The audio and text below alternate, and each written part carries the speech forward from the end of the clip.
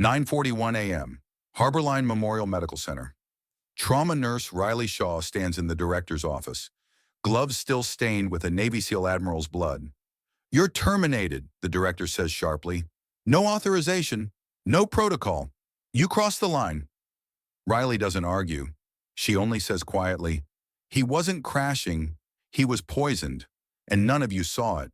Turn in your badge," he snaps, "before I call security."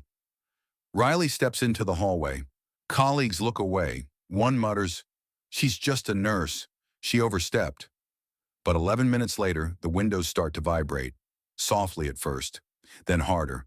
A receptionist whispers, trembling, "Hey, is that a helicopter?" A Navy helicopter drops onto the roof, dust exploding across the landing pad. Before the rotors even slow, operators sprint out, scanning the crowds. Then a voice booms down the stairwell. "We need Riley Shaw immediately." The entire hospital freezes. The director goes pale, because they didn't fire just a nurse. They fired the only combat medic who knew how to identify the poison that nearly killed a Navy SEAL admiral. Before we begin, take 1 second to comment, "I'm watching," and hit subscribe. Your support tells us you want more stories about the quiet warriors walking among us. 9:41 a.m. Harborline Memorial Medical Center. The fluorescent lights hum like an anxious heartbeat as trauma nurse Riley Shaw stood in the director's office. Gloves still wet with a Navy SEAL Admiral's blood. Her hair stuck to her forehead, her scrubs clung to her skin, and the coppery scent of the ER clung to every breath she took. Director Vaughn glared at her across the desk, jaw tight, face pale. "You're done here, Shaw," he said sharply. "No authorization, no protocol. You crossed the line." Riley didn't flinch. She kept her voice steady, almost too calm for the chaos she'd just come from. "He wasn't crashing, sir. He was poisoned. And none of you saw it." The director snapped, "Turn in your badge before I call security." Somewhere deep in Riley's chest, something cracked. But she didn't argue, didn't defend herself. She simply reached into her pocket, pulled out her ID badge, and placed it on his desk with a soft click that sounded louder than it should have. For a heartbeat, Vaughn's eyes flickered. Fear or guilt, she couldn't tell. "Get out!" Riley walked into the hallway, her boots tapping against polished floors that suddenly felt foreign. Conversation stopped. Nurses glanced sideways. Residents pretended to review charts. One doctor muttered under his breath, "She's just a nurse. She overstepped." But Riley kept walking. She had overstepped before. She had also saved more lives than any of them knew. She reached the glass doors at the ER entrance and paused long enough to pull off her gloves. The adrenaline was fading, and with it came a tremor in her hands she couldn't completely hide. Because deep beneath the humiliation, fear twisted in her stomach. That toxin, that exact neurotoxin. She hadn't seen it since Echo Team's last mission. The mission where everyone was reported dead, including her. She swallowed hard, forcing herself to breathe. She didn't need these memories surfacing. Not today. Not here. Behind her, a few nurses whispered, but quickly fell silent as she stepped further toward the exit. Riley had grown used to their stares, their whispers. A trauma nurse who reacted faster than most physicians. A woman who'd worked in places none of them could imagine, yet never spoke of it. She reached for the door and froze. The ground vibrated beneath her feet, barely at first like the rumble of distant machinery, but then stronger still. One of the receptionists at the desk frowned and pressed her palm to the window. "What is that? Construction?" But Riley knew better. This vibration had a rhythm, a pulse, a signature. It didn't belong to construction. It belonged to something airborne. She turned slowly, just as someone in the lobby gasped. Is that a helicopter?" The windows began to rattle. Little tremors crawled up the glass. Papers fluttered off clipboards. The overhead lights flickered. Doctors rushed to the stairwell leading to the roof. Security guards radioed each other in frantic bursts of static. Visitors backed against walls, staring upward as the thumping grew louder, closer, until the ceiling vents shook with the force of it. Riley's breath caught. This couldn't be happening. Not again. Not like this. She took a step forward, feeling the air thicken with dust as it blew down the stairwell. A nurse clutched her chest. Why would a helicopter be landing here? Whose? She didn't finish. Because at that exact moment, a Navy helicopter dropped onto the hospital's rooftop landing pad, rotors kicking up a storm of grit and leaves that washed down through the vents. The entire lobby fell dead silent. A paramedic burst from the stairwell, eyes wide, chest heaving. They're shouting for someone! He checked the clipboard in his hand, blinking hard as if the name didn't make sense. They're asking for someone named Riley Shaw? Every head in the lobby swung toward her. Every whisper stopped. Every pair of eyes that had looked away earlier now clung to her like she was made of iron. Riley didn't move. Couldn't move. Her pulse pounded in her ears, each beat echoing like a memory she wished she could bury. No one should know her name. Not like this. Not in uniform. Not after Echo Team was wiped off the map. Footsteps thundered overhead, heavy, synchronized, unmistakably military. Shouting cut through the stairwell's echo. The building itself seemed to hold its breath. Director Vaughn shoved through the crowd, face drained of color. What is happening? Who authorized? But another voice overpowered him, a voice that cracked through the air like gunfire. We need Riley Shaw immediately. It echoed down the stairwell, down the hallways, through every floor of Harbor Line Memorial. Riley's heart dropped. They shouldn't know her name. They shouldn't know she was alive. They shouldn't be here. Not unless the person who poisoned Admiral Bryce Cole was already inside the hospital. The paramedic took a shaky step toward her. Riley, they said the Admiral woke up.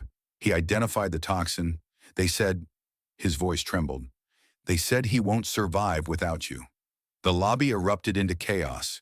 Voices rising, alarms chiming, nurses scrambling. But Riley stood perfectly still, trapped between her past and her present, between who she pretended to be and who she once was. The stairwell door slammed open. A uniformed Navy officer charged down, boots pounding metal, eyes locking on her instantly. You, he barked. Riley Shaw? Her mouth went dry. He didn't slow. Come with me, he ordered. Director Vaughn pushed forward angrily. She's been terminated. She is no longer... The officer cut him off with a glare that froze the room. I'm not here to negotiate, sir. The Admiral woke up asking for her by name. Dead hush. Riley's pulse hammered in her throat. The officer reached for her arm. We need you on the roof. Now. And as he turned her toward the stairwell, Riley realized with a cold, hollow certainty, whoever poisoned the Admiral wasn't finished, and they were waiting for her. The stairwell felt narrower than Riley remembered. Too tight, too loud, too alive with the pounding of boots echoing above and below. The Navy officer guided her upward, not roughly, but with the urgency of someone who knew seconds mattered. Dust shook loose from the ceiling with every rotation of the helicopter blades overhead. Riley gripped the rail, trying to steady her breathing. The officer's steps were sharp, practiced. She recognized the cadence immediately. Military, operators, people who move like thunder but hit like lightning, people like Echo Team. Her chest tightened. As they reached the top floor, the air changed. Hotter, dustier, wind forcing its way down the stairwell in violent bursts.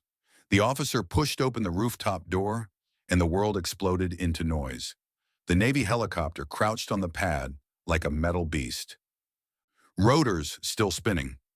Operators in dark gear surrounded the landing zone, scanning rooftops and windows with surgical precision. Some held rifles angled low, some guarded the helicopter doors, all carried the same focused tension that meant they expected trouble.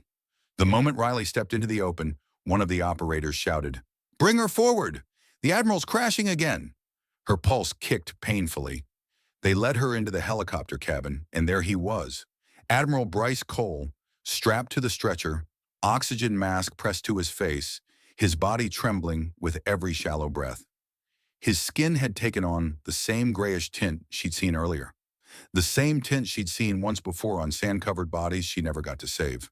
A Navy commander leaned over him, trying to stabilize the IV line as the helicopter rocked gently in the downwash. "Sir," the commander said urgently, "you need to stay still." The Admiral's eyes shot open at the sound of Riley's footsteps. He turned his head toward her, and even through the oxygen mask, she saw the recognition hit him like a bullet. "Riley!" His voice rasped through the mask, weak but sharp. "You shouldn't be here. You weren't supposed to be alive." Riley swallowed hard. "Admiral, save your strength." He shook his head, voice breaking. "Listen, the toxin, it's the same compound from Echo Team's last mission. You remember what happened in that lab?" A shiver traveled down her spine. She remembered too well. The screaming radios, the smoke, the blast that swallowed her squad, the silence afterward. "They said you all died," the Admiral continued, breath hitching. "Said the explosion was fortunate." Riley stiffened. "Fortunate? For cleaning up," he whispered. "For covering a program that should never have existed." The commander stepped in. "Ma'am, he's losing coherence. We need the short version." "He wasn't poisoned randomly," Riley said. "This was targeted. Someone used a toxin from a classified program Echo Team uncovered, the same one that got them erased." The commander nodded grimly. "And now 2 people connected to him have collapsed." Riley blinked. "2? One more just went down in the ICU," he said. "Communications officer assigned to escort the Admiral. Same symptoms. He's barely breathing." Riley's stomach dropped. This wasn't just an attack. It was a hunt, a pattern, a message. "We suspect the poisoner is still inside the hospital," the commander said. "And they're walking your halls like staff." Riley exhaled slowly. "Then we need to move. Now." The Admiral's hand shot out, gripping her wrist with all the strength he had left. "Shaw," he whispered, "don't let them die the way Echo Team did." Her throat closed around a breath she couldn't release. "I won't." The commander straightened. "Let's go."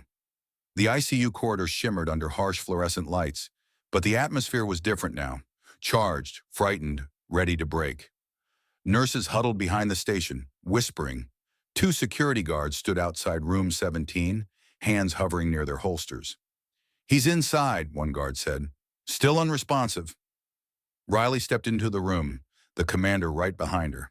The comms officer lay pale and motionless, the same unnerving discoloration creeping up his throat. His hands twitched involuntarily. Cold sweat coated his brow. Riley moved immediately to the IV pole. The bag looked normal. Too normal. She touched the line, examined the connector, then slowly lowered her gaze. There, a single drop on the tile, clear, oily, reflecting the overhead light in a way that made her skin crawl. "What's wrong?" the commander asked. Riley pointed at the droplet. "That," she checked the IV label. "This isn't the bag the ICU keeps on hand. Someone switched it." A nurse stammered behind them. I think it was Rachel from night shift." Riley didn't turn. "Rachel doesn't work days." The nurse's face drained of color. "Trace the hallway," Riley muttered. Tiny droplets, microscopic, irregular, almost invisible, led out the door.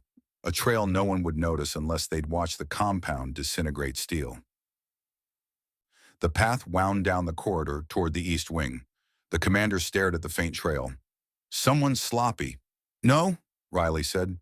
"Someone wants to be followed." The trail ended at a utility closet. Riley leaned close to the handle. A faint chemical smear caught the light. Her stomach twisted. She'd seen that exact smear before, on the walls of the lab Echo Team raided, hours before the explosion buried them alive. "This isn't random," Riley whispered. "This is someone trained." The overhead speakers crackled. "Code Red. Unauthorized breach in pharmacology. Repeat. Code Red." Riley felt the temperature in the hallway drop. The commander met her eyes. Neither needed to speak. They ran. The pharmacology wing looked like a war zone. The controlled substances door hung open. Cabinets stood empty. Trays of shattered glass littered the floor. But Riley's eyes locked on the security monitor above the doorway. A masked figure in scrubs moved through the shelves like they'd rehearsed the layout. No hesitation. No confusion. Perfect precision. The commander muttered, "That's not a civilian." Riley stepped closer as the footage re-looped.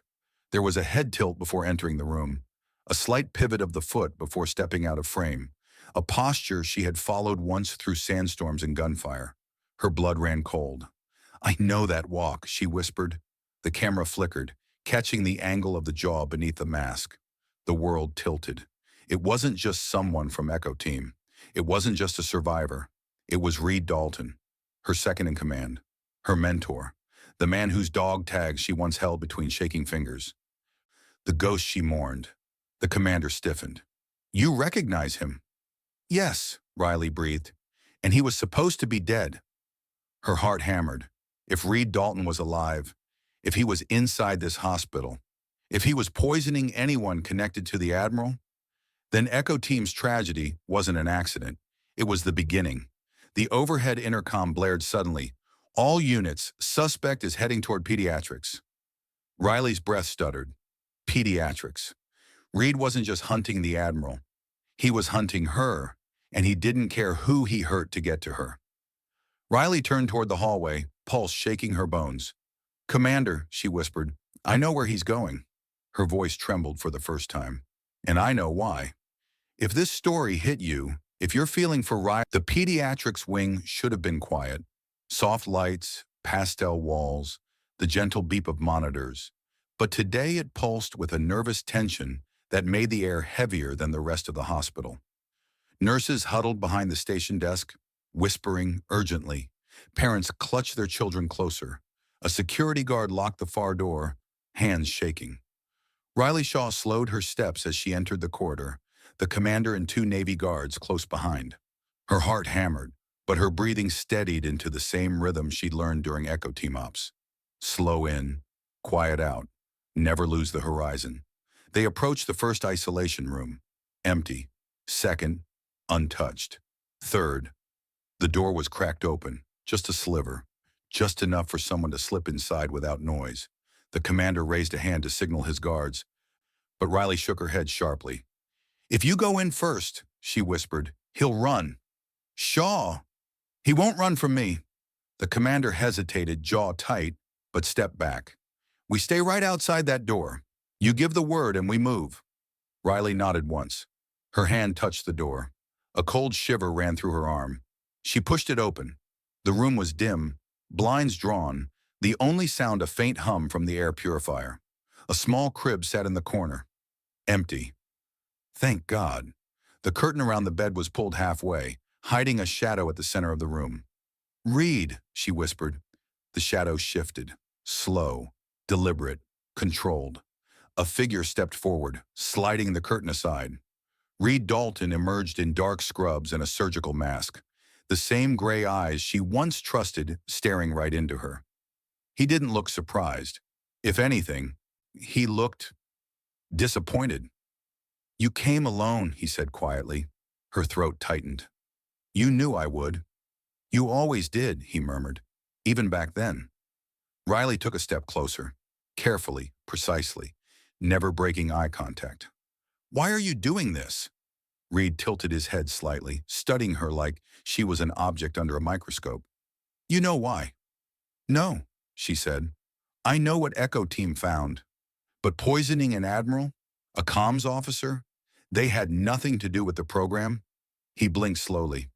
"Everyone tied to that discovery is a threat. Everyone who touched those files. Everyone who survived that outpost." A pause. "Everyone who wasn't supposed to?" Her voice cracked. "I held your helmet in my hands, Reed. I thought you were gone." "I was supposed to be," he replied, emotion flickering and dying in his eyes. "But they gave me a choice. I took the one that kept me alive." "You betrayed us," she whispered. Reed's shoulders tensed. "I adapted." "That's not adaptation," Riley snapped. "That's surrender." He didn't respond. He didn't have to. His silence was an answer. She took a breath. "Reed, you can stop, right now. I can help you." He laughed softly, brokenly. "Help? You can't help me, Riley. You're the last loose end." His hand rose. A small vial glinted between his fingers. Clear, colorless, deadly. The same neurotoxin that destroyed her team. Her pulse spiked, but she didn't step back. "Put it down." Reed's voice softened. "Don't make me do this." "I'm not afraid of you," she whispered. "You should be." He flicked his wrist. The vial arced downward, but Riley lunged first. Her fingers grazed the glass midair, redirecting it just enough that it hit the wall instead of the floor. The fragile container shattered with a sharp crack. Riley grabbed the room's curtain and flung it over the spill, just as a thin vapor hissed upward. The air purifier roared, sucking the fumes into its filter. She held her breath, eyes watering as she fought her own panic. Reed didn't stay to see the result. He moved, fast. He dove toward the adjoining utility door, an emergency evacuation exit. Riley sprinted after him, but he slipped through and vanished down the stairwell before she could grab his sleeve. The commander burst in behind her, coughing from the residue. "Shaw, are you hit?" She shook her head, gasping a lungful of clean air as the purifier finished cycling. "He's heading downstairs, toward the mechanical levels." The commander swore under his breath. "Ventilation control." Riley's blood iced. "If he releases a full canister down there," she whispered, "the vents will push it through every floor in minutes." The commander's face hardened. "Then we stop him now." They ran. The stairwell echoed like a tomb. Each step slammed. For one suspended second, the world held its breath. The canister in Reed's hand hissed, loud, sharp, final, as the latch snapped open. Riley moved on instinct. There was no calculation, no hesitation, no time left for either. She lunged forward, tackling Reed so hard the two of them crashed into the metal door with a metallic scream that echoed down the corridor. The canister slipped from his grasp. It rolled. Once, twice. The hiss grew louder. Riley threw herself across the floor, sliding on her palms, reaching for the metal cylinder before the seal could break completely. Her fingers closed around cold steel just as the activation valve cracked sideways. She twisted. Hard. The hiss sputtered, then died. The silence afterward was deafening. Behind her, Reed let out a feral roar and launched himself at her. His shoulder slammed into her ribs, knocking the air from her lungs. Pain exploded through her side, but she held onto the canister like a lifeline. Reed grabbed her wrist, twisting, trying to force her fingers open. "You don't get it," he snarled. "You should have died with us." Riley's breath trembled with the weight of every memory she had buried.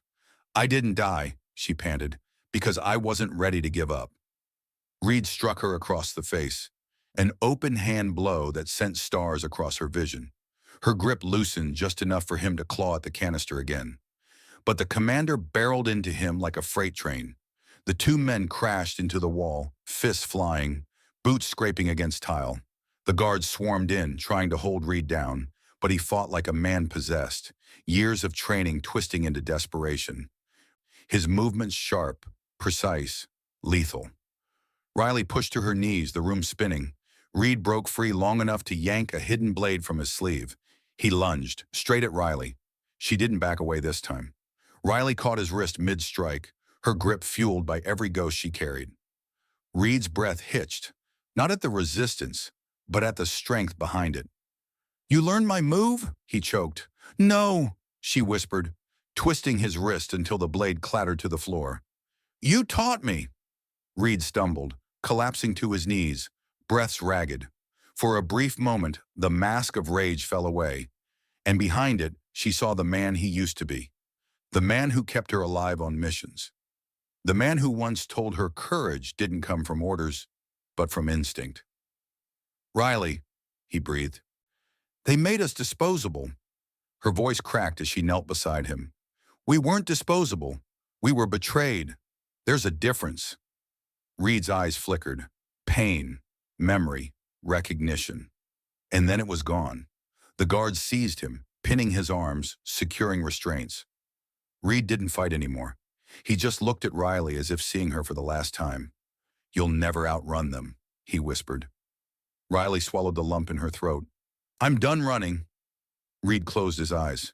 He didn't speak again. The commander placed a hand on Riley's shoulder.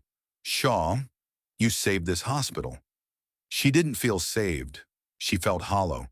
The adrenaline drained from her body, leaving her exhausted and shaking. But as she rose to her feet, the weight of the canister still in her hand, she realized it wasn't just the hospital she'd saved. It was the people she refused to let die the way Echo Team did. They escorted Reed out under heavy guard. Emergency personnel arrived. Hazmat teams swept the ventilation room. The alarms finally quieted, replaced with a low, stunned murmur that rippled through the building. By the time Riley returned to the ICU, Admiral Cole was awake, pale, weak, but alive. He raised a trembling hand when he saw her. "You stopped him." Riley lowered her gaze. "Barely." "You saved everyone here," he whispered. "You saved me. That's more than the people at the top ever did for Echo Team." The words hit a wound she'd been carrying for years, one that finally began to bleed clean.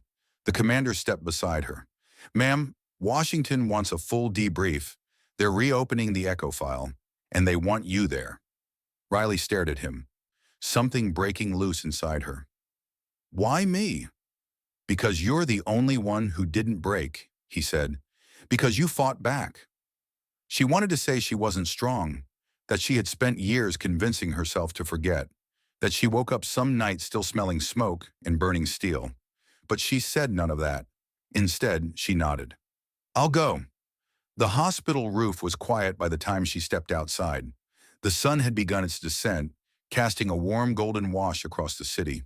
The helicopter waited with its doors open, rotors still, the world holding its breath again, but for a different reason this time.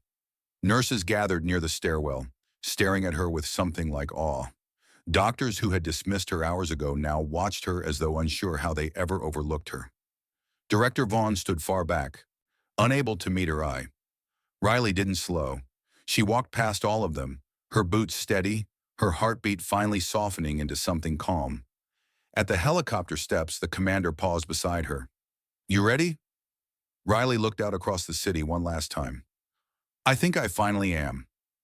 She stepped into the cabin. The doors closed, and as the helicopter lifted off, its shadow sweeping across the rooftop like a returning guardian, Riley felt her past settle behind her, not as chains, but as armor. She wasn't just Echo Team's survivor, she was Echo Team's legacy. If you're still here, if Riley's fight meant something to you, please subscribe. These stories take everything. Days of writing, emotion, care, and heart. Your subscription tells me to keep going, to keep honoring women like Riley who never get the spotlight but deserve it more than anyone. If her courage moved you even a little, hit subscribe so I can bring you the next hero.